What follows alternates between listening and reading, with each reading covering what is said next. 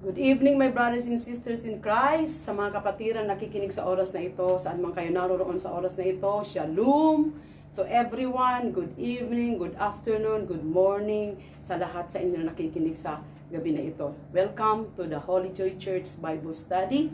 Before we start with our Bible study tonight, let us all bow down and ask the guidance of the Holy Spirit.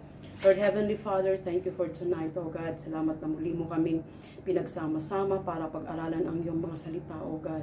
In the name of our Lord, Yeshua HaMashiach. Lord, sa oras na ito, I command all the warring angels of the Lord, angels of assignment, ministering angels of the Lord, stand firm in this place, anuman ang mga espiritu na narito na hindi nagpapasakop sa Diyos, na pinadala ni Satanas sa lugar na ito, I command you right ng mga anghel ng Diyos, walisin sila, itapon sila back to the solid place kung saan sila nararapat, in the name of the Lord Yeshua HaMashiach.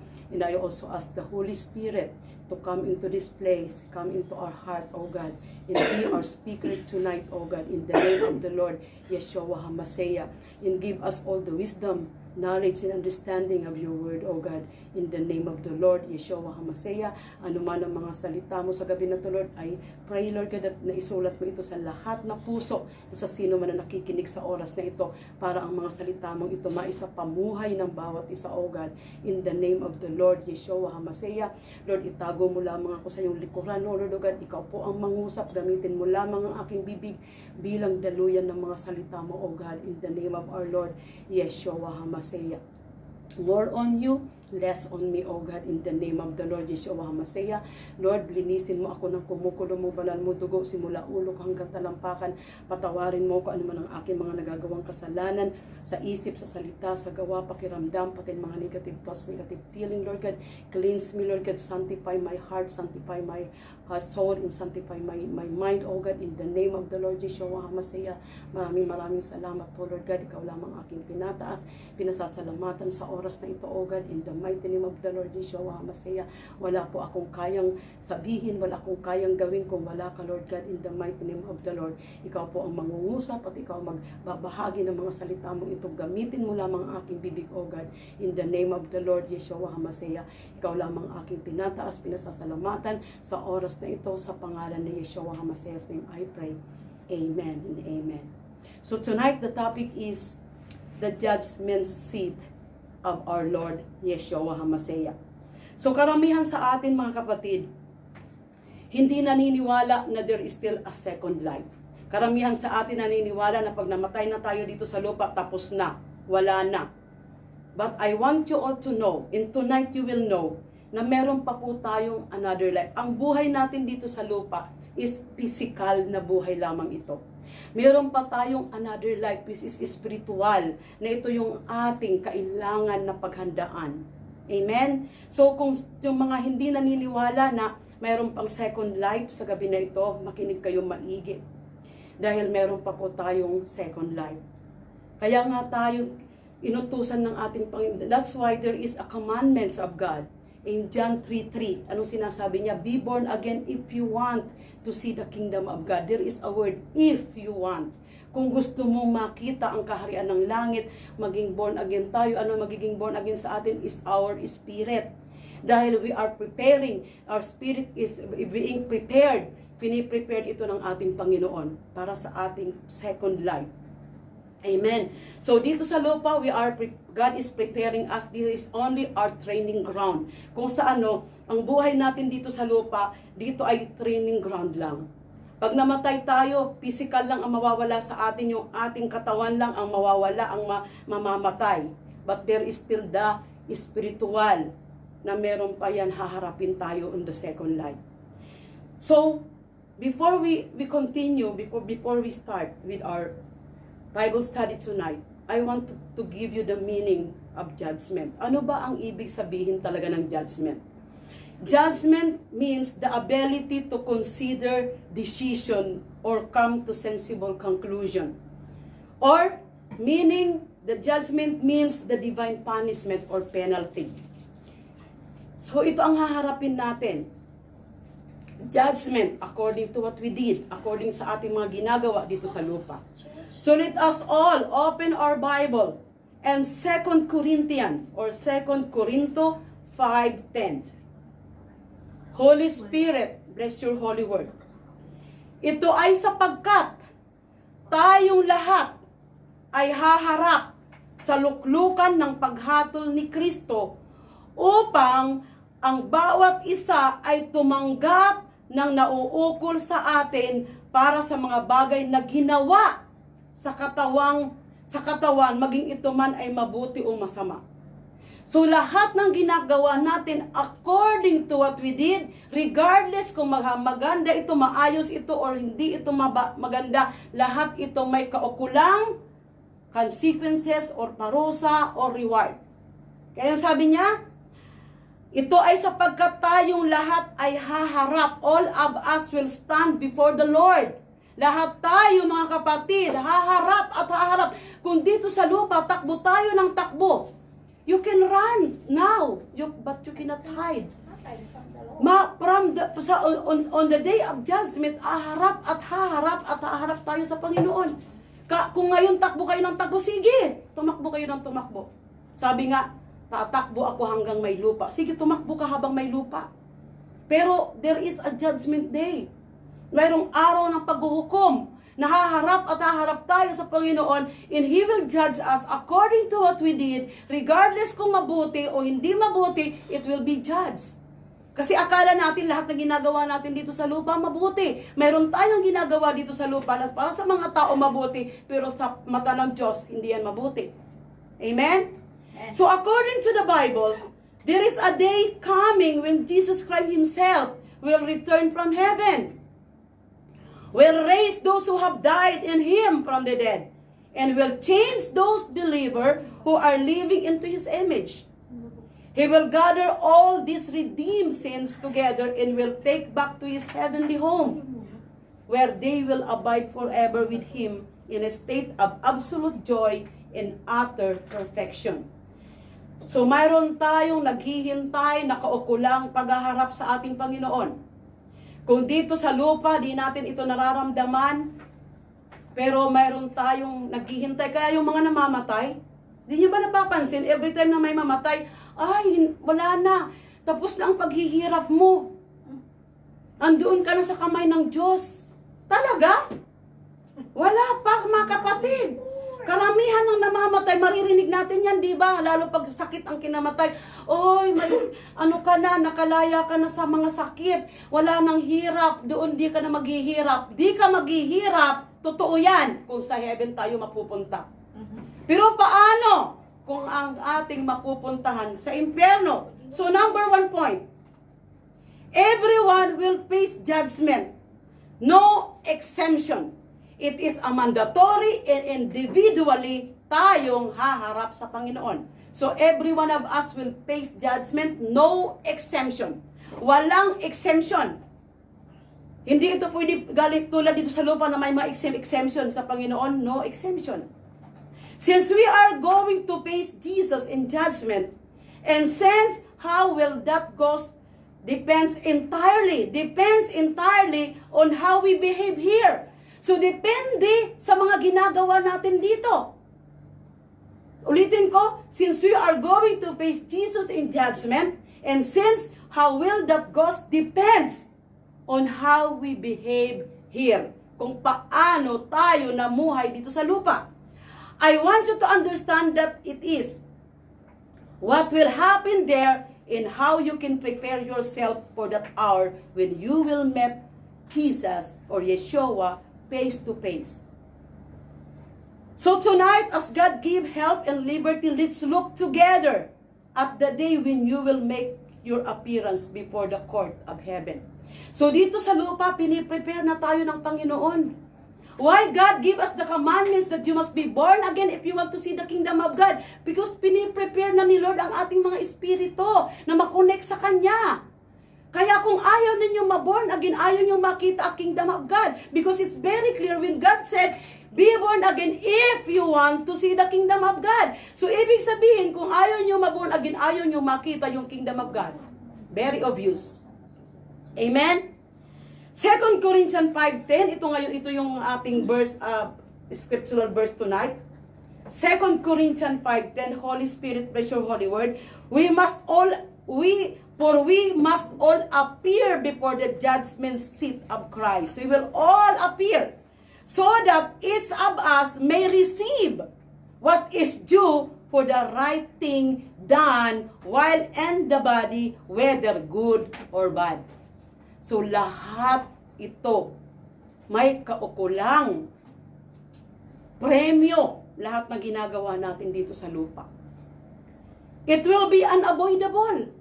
Hindi mo siya ma-avoidan.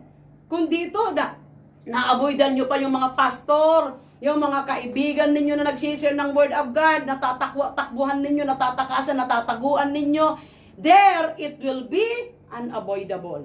Hindi nyo na siya maiiwasan. Many Christians live their lives as if they think they will never have to answer for what they do. In truth, every child of God is slated to appear at this judgment seat. There will be nowhere to hide, nowhere to run when your name is called. You will stand before Jesus and you will face the deeds done in this body. Wala na kayong tatakbuhan, mga kapatid. Kung dito, nakakatakbo pa kayo, nakaka-hide pa kayo, there's nowhere to hide, nowhere to run. Wala na. Amen? Kaya ngayon pa lang, let us prepare ourselves, prepare our soul, prepare our spirit.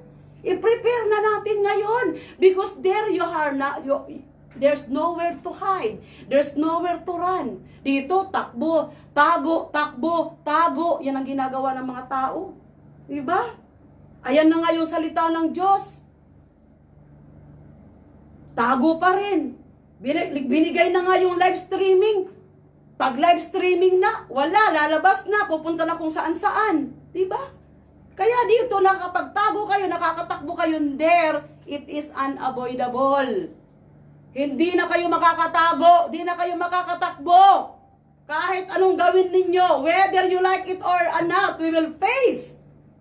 We will stand before the Lord. Tatayo at tatayo tayo sa Panginoon. Lahat ng ginagawa natin may consequences yan.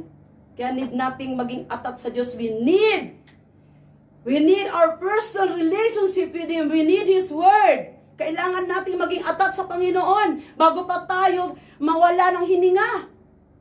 Because we will stand before Him. Amen? Number 2 point. It will expose everything. We cannot deny anymore. We cannot deny. It will expose. May expose lahat doon. It will be undeniable. There will be no defense allowed before this judgment seat. Wala na kayong defense. Hindi tulad dito sa lupa. Pwede kang kumuha ng defense. Doon wala nang defense. Every deed will be exposed and will be accounted for in front of all the saints of God. We must understand that God in heaven keeps perfect record. May perfect record si Lord. Hindi mo na sa pwedeng, hindi ko to ginawa, Lord. Hindi ko to ginawa. No, dito pwede ka pang magsinungaling. Doon wala na. It will be exposed. And it will be undeniable. Di na natin ma-deny ano man ang mga ginawa natin. And Matthew 12:36, Holy Spirit, bless your holy word. But I tell you that anyone will have to give account on the day of judgment for every empty word they have spoken. Lahat na ginawa natin, sinabi natin, pinakiramdaman natin, naisip natin, it will all be exposed.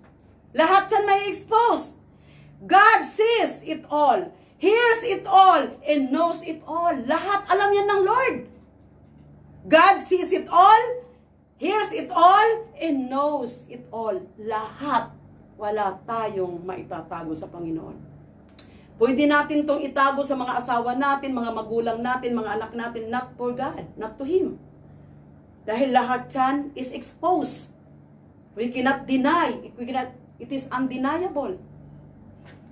And Hebrew 4:13, nothing, Holy Spirit, bless your holy word, nothing in all creation is hidden from God's sight. Everything is uncovered and laid bare before the eyes of Him who we must give account. Wala, hubad tayo.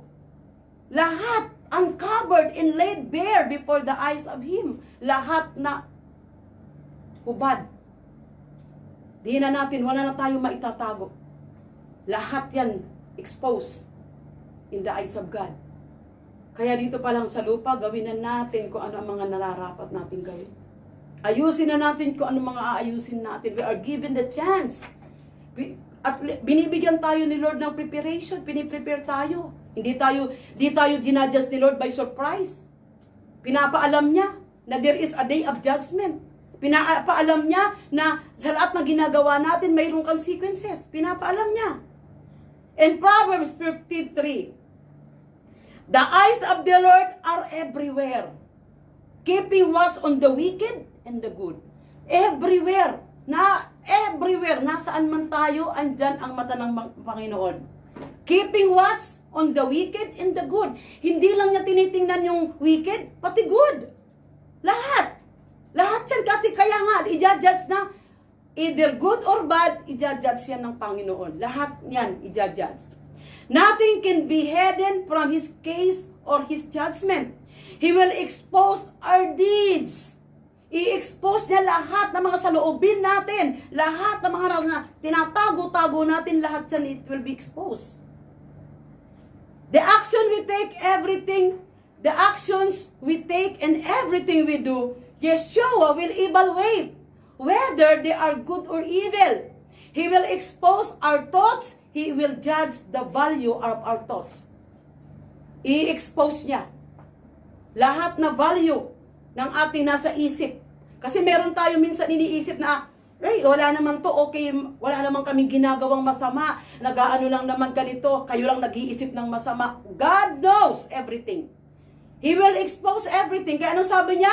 The action we take and everything we do, Yeshua will evaluate whether they are good or evil.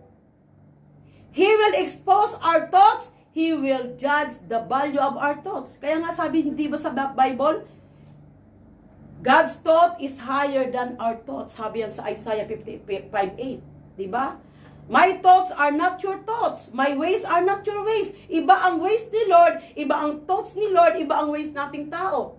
Akala natin yung mga ways natin, pag nagpipray tayo, tayo, para naman to kay Lord. Akala natin lahat na ginagawa natin, pag sinabi natin na para to kay Lord, lahat itong tatanggipin ng Lord. May mga ginagawa kahit na yung mga, kita mo yung mga religion, ang lahat na ginagawa nila para rin naman sa Diyos. Para sa kanila, that is for God. Pero, tinatanggap pa ng Panginoon. Mayroong mga ginagawa ang tao na akala nila, because ginagamit nila ang salitang Diyos, para to sa Diyos, para to kay Lord. Akala nila, accepted lahat yan. Hindi lahat accepted sa Panginoon. So most of the time, akala natin tama ang mga nasa loobin natin, mga galaw natin, 'di ba? Mga galaw natin akala mo normal. Wala lang, na kay Lord ako, nagse-serve ako kay Lord, nagpi-praise kami, nag-pray kami. Akala nyo lahat 'yan i-accept ng Panginoon. 'Di ba? But ang ways ng Panginoon is different from us. Iba yung kanyang nasa isip, iba yung nasa isip natin. Iba yung plano niya, iba yung plano natin. And Luke 12:2 and 3. Holy Spirit, bless your holy word. Walang anumang natatakpan na hindi nahahayag. O natatago na hindi nalalaman. Kaya nga, anuman ang inyong sasabihin sa dilim, ay maririnig ito sa liwanag. Anuman ang binubulong nyo sa loob ng mga silid, ay ihahayag sa mga bubungan. Amen? So kahit anong tago natin, ano man ang hinahide natin into darkness, lahat ito on the judgment day, lahat ito ihahayag. Lahat ito ilalabas ang Panginoon. Kaya anong sabi niya, ulitin ko, maganda tong verse na to, Luke 12:2 and 3. Walang anumang natatakpan na hindi nahahayag o natatago na hindi nalalaman. Kaya nga, ano man ang inyong sasabihin sa dilim, ay maririnig sa liwanag. Ano man ang iyong ibubulong sa loob ng mga silid, ihahayag sa bubungan. Sipin mo yan. Pinagbubulungan nyo lang sa loob, pero sa bubungan siya lalabas. Grabe siya. Ano pa? He will expose our motives. May mga motibo tayo minsan, di ba? Gusto ko siyang maging close. Kaya pala gusto mo siya maging close kasi may pagnanasa ka sa kanya. Kaya pala gusto mo siya maging close kasi may gusto kang hiramin sa kanya. Di ba? Mayroon tayong mga motives. He will expose our motives. We can easily deceive people as to our true motives. Yeshua will know the real reason for why we did, said, thoughts, and we did. Alam yan ng Diyos kung ano yung motibo meron ka. Ay, magbo-born again ako para makahanap ako agad ng trabaho. Diba? Tapos, pag nakahanap ng trabaho, ay, babalik na ako doon sa Katoliko kasi doon, mas convenient ako doon. Kasi walang mga bawal, walang sinasabi si Father na bawal mag-short, bawal magsuot ng ganito. Iyang kasi sa born again, ang daming bawal magganito. See, mayroon tayo mga sarili nating mga motives. But God said, we can easily deceive people to our true motives. Yeshua will know the real reason for why we did. So may mga bagay tayo na mga ginagawa, di ba? Dito sa lupa na tayo may sariling mga motibo, but God will know kung ano yung motibo mo na yan. If it is good or if it is bad. Only God can judge. And Hebrew 4:12-13. Sapagkat buhay at mabisa ang salita ng Diyos, at higit na matalas ito kaysa sa alinmang tabak na may 2 talim. Bumabaon ito hanggang sa ipaghihiwalay ng kaluluwa at ng espiritu at ng kasukasuan at utak ng buto. Nakakatalos ito ng mga pag-iisip at mga saloobin ng puso. At walang anumang nilikha ang makakapagkubli ng kanyang mga gawa sa paningin ng Diyos. Ang lahat ay lantad at hayag sa kanyang mga mata, at tayo ay magbibigay sulit sa kanya. So nothing can be hid in the eyes of God. Wala tayong maitatago sa mata ng ating Panginoon. Number 3 point, it will reveal the eternal value of our word. It indicates that the judgment day will reveal the sum total of our lives work for Yeshua, if it is valuable to Him or worthless. Ginagawa ba natin? Valuable ba ito sa Panginoon or worthless? So akala natin lahat na ginagawa natin para sa Panginoon valuable. Sabi niya, it indicates, sabi niya, it will reveal the eternal value of our work. Pag tumayo tayo sa Panginoon, isa yan sa titingnan niya yung value ng ating mga ginawa.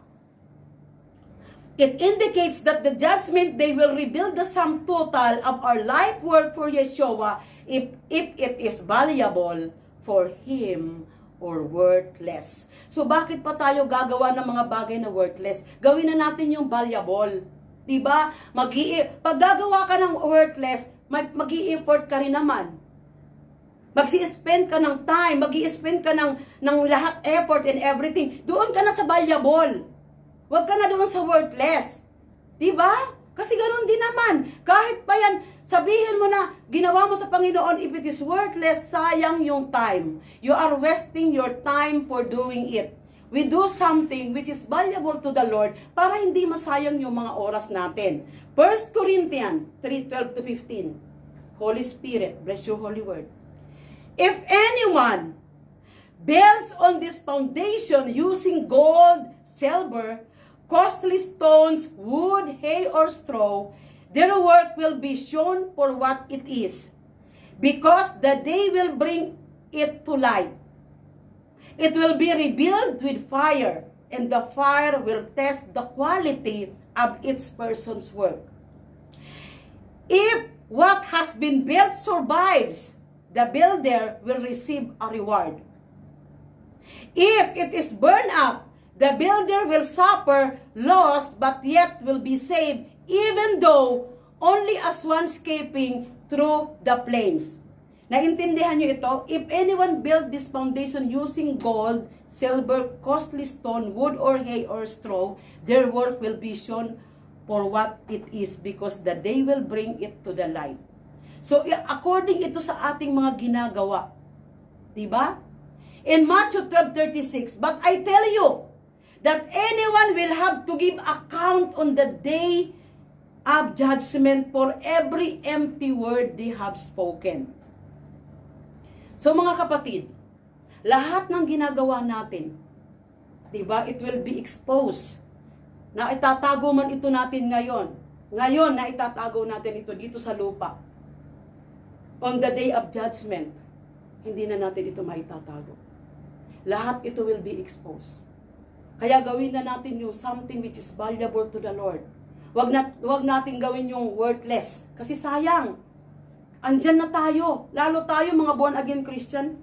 Yung mga servant ni Lord na ginagamit sa ngayon, you are already been called. Wag natin sayangin yung ating calling. Wag natin sayangin yung pagkakataon na binigay sa atin ng Panginoon, na binigyan tayo ng pagkakataon para magsilbi sa Kanya, para maging servant niya. Wag natin sayangin. In Hebrew 4:13, Holy Spirit, preach your holy word. Nothing in all creation is hidden from God's sight. Everything is uncovered and laid bare before the eyes of Him to whom we must give account. Nabasa ko na pala ito kanina. In Proverbs 15:3, the eyes of the Lord is everywhere. Nabasa ko na rin to. So nothing will be hidden from His gaze or His judgment. Wala tayong maitatago sa ating Panginoon. Number 4 point.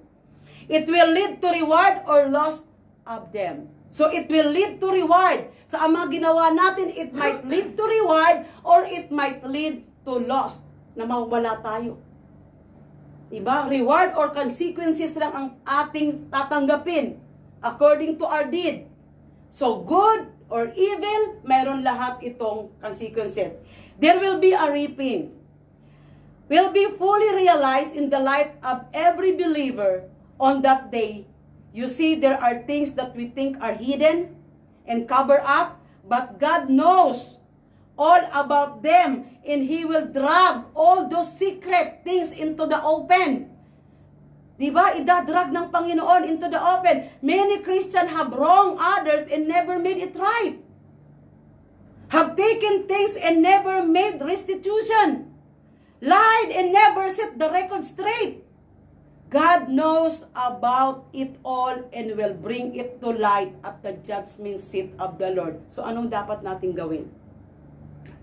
We need to make it right. Kasi sabi ng Diyos, will be fully realized in the life of every believers on that day. You see, there are things that we think are hidden and covered up, but God knows all about them. And He will drag all those secret things into the open. Many Christians have wronged others and never made it right. So, Christians, if you made wrong, make it right. Have taken things and never made restitution. Diba? So kung meron tayo mga kinuha, meron tayo mga inutang, bayaran natin ito. Lied and never set record straight. Nag-lied na tayo, we need to ask forgiveness. Kailangan natin i-ano to sa Panginoon. Wag nating hayaan. Naabutin pa tayo na day of judgment, saka tayo sisingilin ng Diyos. We are given the chance to make everything right. Ngayong panahon na to, while we are still alive, while we can still ask forgiveness, while we can still make things right, make it right. God knows all about it and will bring it to light at the day of the judgment seat of Christ. So dadalhin ito ng Panginoon kung hindi natin ito maayusin. Galatians 6, 7, and 8. Holy Spirit, bless your holy word. Do not be deceived. God cannot be mocked. A man reaps what he sows. Whoever sows to please their flesh, from the flesh will reap destruction. Whoever sows to please the Spirit, from the Spirit will reap eternal life. So according, diba? So kung sinatisfied natin ang ating mga sarili, ang ating mga flesh, ano to? Whoever sows to please their flesh, from the flesh will reap destruction. Destruction ang makukuha natin. Kung ano yung ating tinanim, yun din ang ating aanihin, natural. Alam mo, nagtanim ka ng mangga, mag-ani ka ng munggo. Diba? So kung ano yung aanihin, ay tatanim natin yung ayon din ang ating aanihin. Kung nagtanim tayo ng goodness, di goodness din ang ating aanihin. The Bible says, kung ano yung inani natin, yun din ang kung ano yung tinanim natin, yun din ang ating mga aanihin. There will be A reward. Wow, ito na yung gusto ng tao, reward. Pag reward na, masarap ng pakinggan. Amen? So there will be rewards.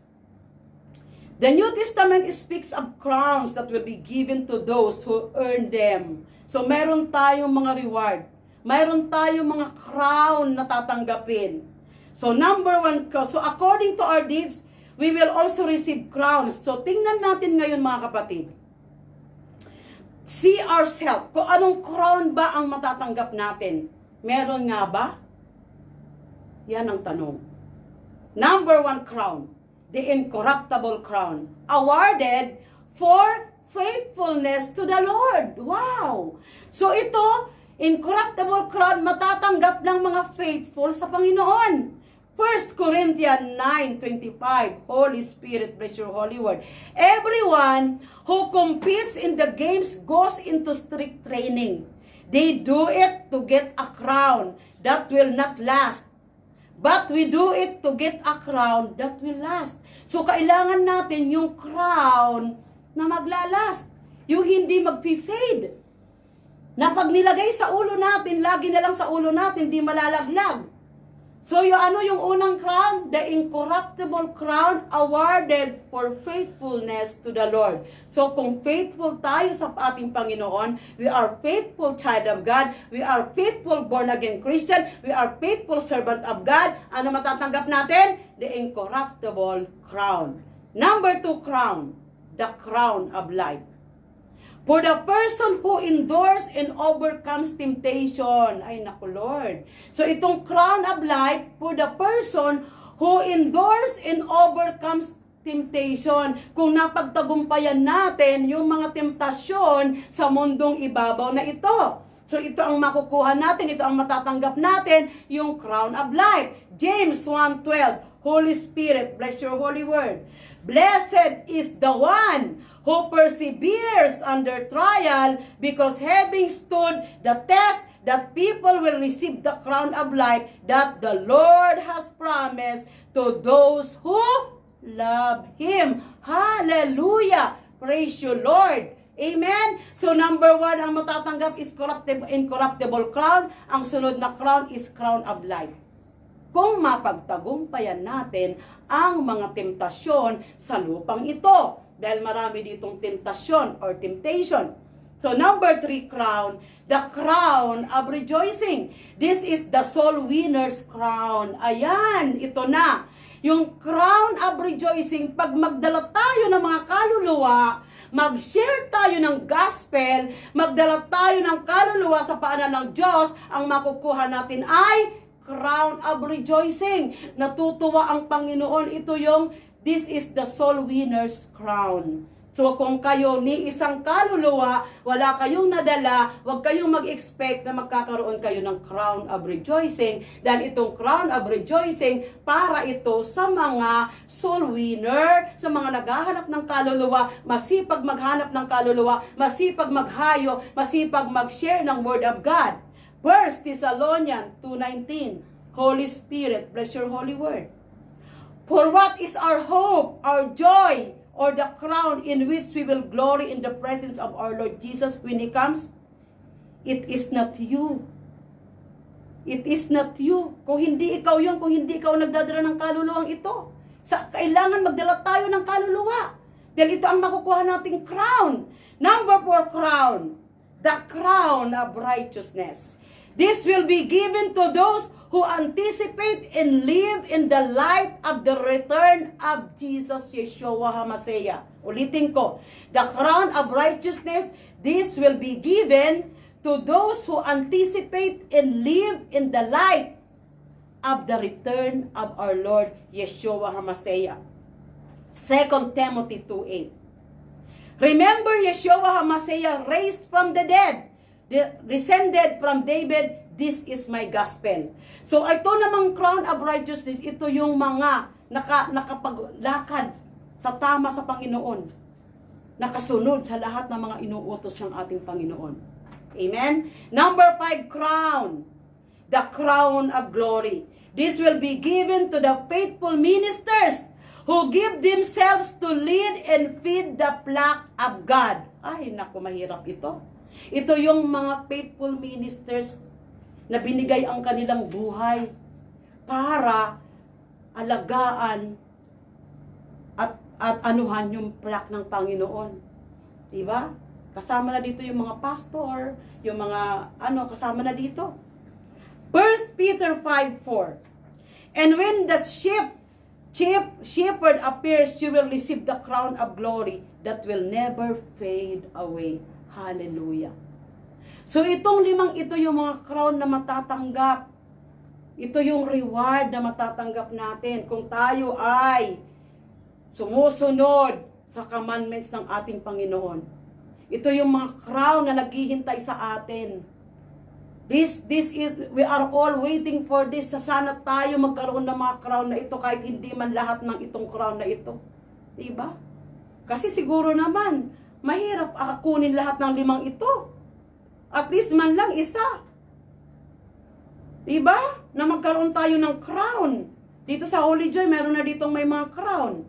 We need to understand that every deed done in the name of our Lord Yeshua HaMashiach will be blessed and rewarded. Over there. Men may not see the value of your service, but rest assured that Yeshua takes perfect note in that He will reward you fairly for your sacrifice for Him. So, hindi babaliwalain ng ating Panginoong Yeshua HaMashiach whatever sacrifices we are doing for Him because He knows it. Nire-record niya lahat yan. Hindi niya hahayaan na, sabi niya, ulitin ko, we need to understand that every deeds done in the name of our Lord Yeshua HaMashiach will be blessed and rewarded over there. Men may not see the value of your service. Yung mga tao di man nakikita yung value ng ating mga ginagawa. But rest assured that Yeshua takes perfect note that He will reward you fairly for your sacrifice for Him. God will reward us fairly. Sa ano man ang ginagawa natin, kung ang tao di tayo ina-acknowledge ng tao yung mga ginagawa natin, but God will ina-acknowledge ng Panginoon. Kung ang tao di nakikita yung paghihirap natin, minsan pinagtatawanan pa yung mga pastor na mga lakad ng lakad. Ano ba yan, lakad ng lakad? Instead, di ba, di nila na-appreciate. Pero si Lord, na-appreciate natin everything that we did for Him. He will give us reward fairly according to our sacrifice for Him. Hallelujah, glory to you, O God. And Mark 9:41. Holy Spirit, bless your holy word. Truly I tell you, anyone who gives you a cup of water in my name, because you belong to the Messiah, will certainly not lose their reward. Hallelujah. Diba? Kung tayo mga pastor, may nag-aalaga sa atin, binibigay, sabi ni Lord, truly I tell you, anyone who gives you a cup of water in my name, diba? Because you belong to the Messiah, will certainly not lose their reward. Glory to God. Diba? So, hindi mawawala yung reward. Lahat na ginagawa natin para sa Panginoon, na pagpapagal natin, maubos man ang anumang meron tayo, di man tayo nakakabili ng mga gamit natin dahil sa ministry natin, wag natin yan intindihin because alam ni Lord, He will reward us fairly according to what we sacrifice. Diba? In Matthew 25:34-40, Holy Spirit, bless your holy word. When the king said to those on his side, "Come, you who are blessed by my Father, take your inheritance, the kingdom prepared for you since the creation of the world. For I was hungry, and you gave me something to eat. I was thirsty, and you gave me something to drink. I was a stranger, and you invited me in. I needed clothes, and you clothed me. I was sick, and you looked after me. I was in prison, and you come to visit me." Then the righteous will answer him, "Lord, when did we see you hungry and feed you, or thirsty and give you something to drink? When did we see you a stranger and invite you in, or needing clothes and clothe you? When did we see you sick or in prison and go to visit you?" The king replied, "Truly I tell you, whatever you did for one of the least of these brothers and sisters of mine, you did it for me. Hallelujah. So lahat ng ginagawa natin, it is for God. So kung tayo nire-reject ng mga tao, ano yon? Hindi nila tayo ang nire-reject, kundi ang Diyos ang nire-reject niya. Kung nagsuserve tayo sa mga kapatiran natin, we are just serving God. Ano sabi niya? The king replied, truly I tell you, whatever you did for one of the least of these brothers and sisters of mine, you did it for me. Parang na rin kayong nag-serve sa akin. Amen? Kung nagpapakain kayo sa mga may hirap, para na rin ako pinakain nyo, sabi ng Panginoon. Hallelujah! God will apply fire of His judgment to all our works, and those that were done for Him and for His glory alone will pass the test, and we will be rewarded accordingly. In 1 Corinthians 3:14, what has been built survives, the builder will receive a reward. So mga kapatid, hindi tayo nag-born again Christian, diba? Na hindi natin matanggap kung ano ang mga pangako ng Panginoong Hesus. Why He want us to be a born again Christian? Bakit gusto niya tayo maging born again Christian? Why He gave the commandments in John 3:3? Bakit ito binigay ng Panginoong Yeshua Mashiach? Because He want us to be with Him in heaven. Gusto niya tayo i-prepare. So andito na tayo. We are already in the right path. Nasa tamang daan na tayo. What we need to do now is just to continue and obey the commandments of God para on the day of judgment, di tayo mapahiya. Diba? Diba sinabi na dito, it will be, lalantad lahat. Diba?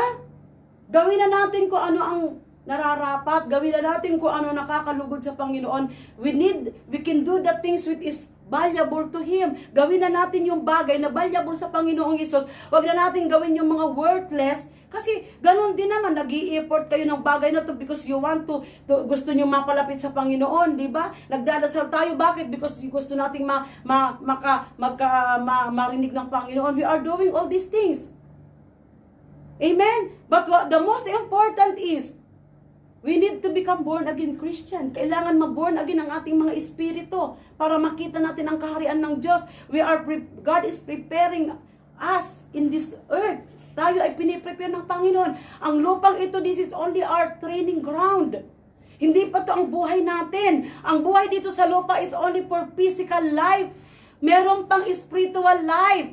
Mayroon tayong second life na tinatawag, na it will be going maybe to heaven or maybe to hell. It depends on what we are doing. It depends sa pagsunod natin sa Panginoon.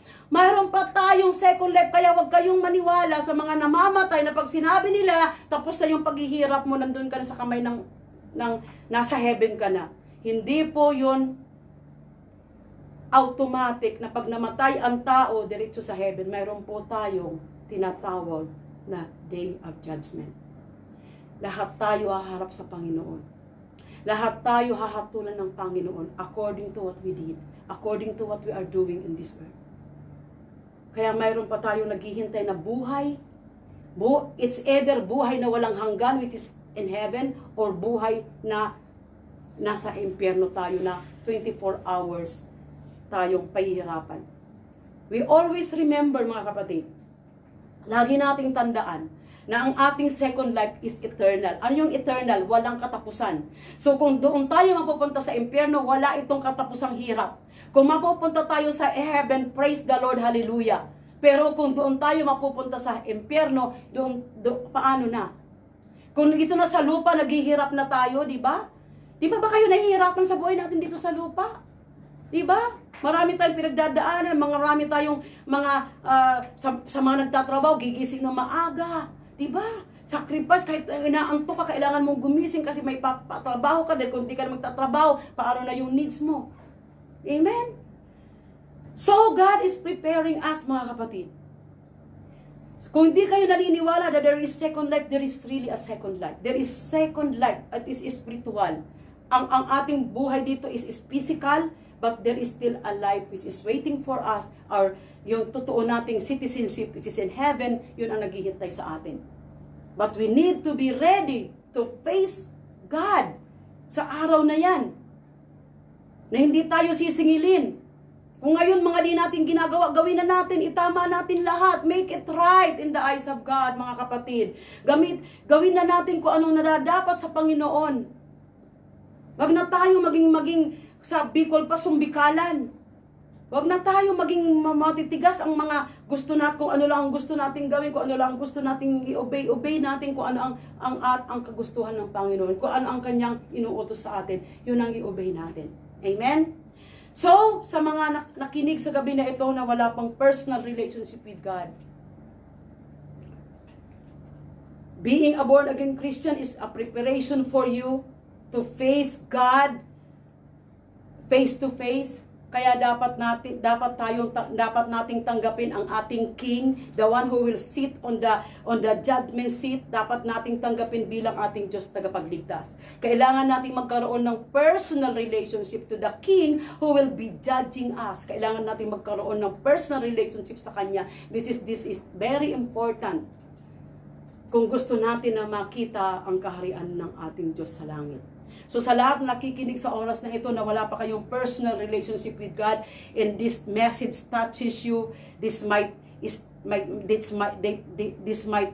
touch your heart. This is the time for you to accept Jesus as our Lord and Savior, na magkaroon tayo ng personal relationship with God, na lahat tayo magkaroon ng kaligtasan. So, if you are ready now to accept Jesus our Lord and Savior, I ask you to accept Him from your heart. Tanggapin natin ang ating Panginoong Yeshua Masaya from your heart, deep from your heart. Kailangan papasukin natin siya at inamnamin natin ang kanyang presensya sa ating mga buhay. So let us all pray, and I ask you to follow after me to this prayer. I want you to close your eyes. I want you to feel the presence of the Lord in your life and follow me in this prayer. Lord Heavenly Father, maraming salamat po, O God, sa iyong pagmamahal.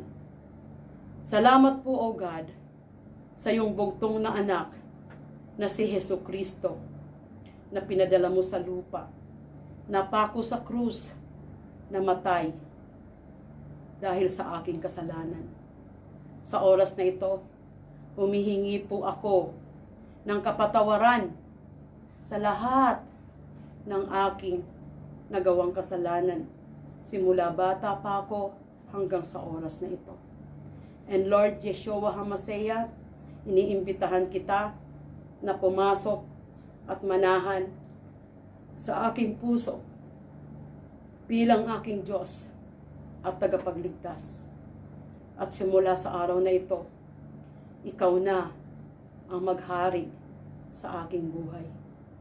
Isulat mo din po, O God, ang aking pangalan sa aklat ng buhay para makasama kita sa buhay na walang hanggan at makamit ko ang kaligtasan. Maraming salamat po. I love you, Abba Father. I love you, Lord God, Yeshua HaMashiach. I love you, Holy Spirit of God. In the name of our Lord, Yeshua HaMashiach, I pray. Amen. So, sino man ang nag-follow sa prayer na ito, you are now a legitimate child of God. Ikaw na isang lehitimong anak ng Diyos. Ikaw ay may personal relationship na sa Panginoon. I advise you to start reading the Bible. I start you to always call upon the name of the Lord Yeshua HaMashiach. Amen? So, conclusion. This is the bottom line.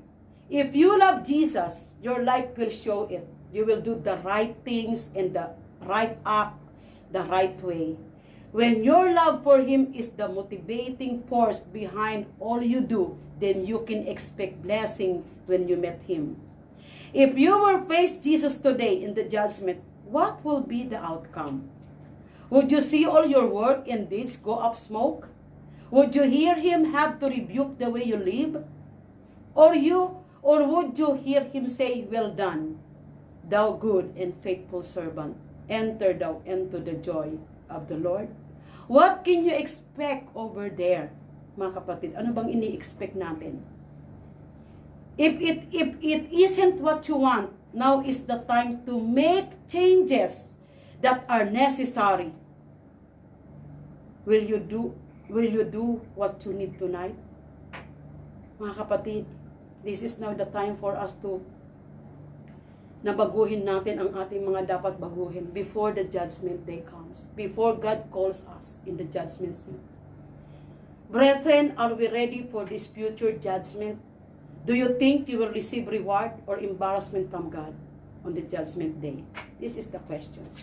Remember, Jesus said, I am coming soon. Parating na po, mga kapatid, ang ating Panginoon.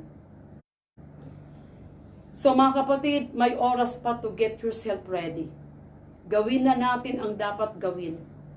Huwag nang papetex-petex pa. Give time to God. Tama na ang mga makamundong gawain bago mahuli ang lahat.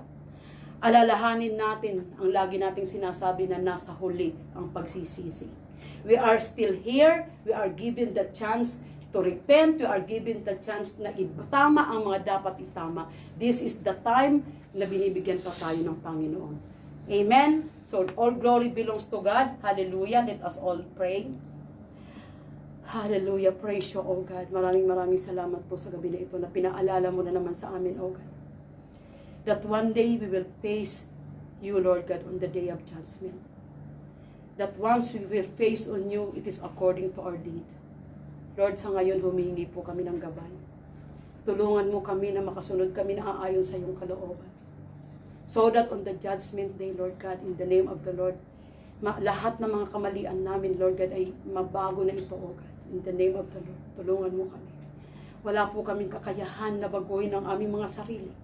Di po namin alam kung paano kami makasunod sa iyo, Lord God. But you can help us, O God. You, the Holy Spirit, Lord God, can guide us always, O God. In the name of the Lord Yeshua HaMashiach. Lord, we surrender our life to you. We give our life to you. We give up our life to you, O God. In the name of the Lord Yeshua HaMashiach. Patuloy mo kaming gamitin. Lord God, gamitin mo kami mightily in your kingdom, Lord God. In the name of the Lord Yeshua HaMashiach. Lahat.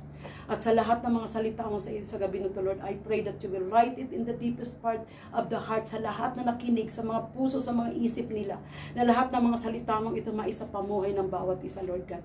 In the name of the Lord Yeshua HaMashiach, na maging ang salita mo, maging gabay ng bawat isa, O God. Maraming salamat po, Lord God. I declare blessing upon blessing to all those who hear this message, O God, in the mighty name of the Lord Yeshua HaMashiach. And I declare restoration of everything stolen from Satan in their life, Father God, in the name of the Lord Yeshua HaMashiach. And Lord, we ask you to continue to help us, O Lord God, according to your will, according to your purpose, according to your plan in our lives. Maraming salamat po. Thank you for your love. Thank you for your mercy. Thank you for your compassion. Maraming salamat po. Silyuhan mo lahat ng mga panalangin namin ito na hindi ito maagaw, manakaw ni Satanas kanyang mga disipulo. And I forbid Satan to steal, divert, pervert, subvert in the mighty name of the Lord Yeshua HaMashiach. And I decree and I declare that there is no retaliation in backlash from enemy to our ministry, to our family, to our job, to our plan, to our finances. In the mighty name of the Lord Yeshua HaMashiach, I bring you back all the glory, the praises, the honor that you alone deserve. In the name of our Lord Yeshua HaMashiach, I pray. Amen. Please stay tuned for the response song by Sister Susan. God bless and shalom to everyone. God bless all. Amen.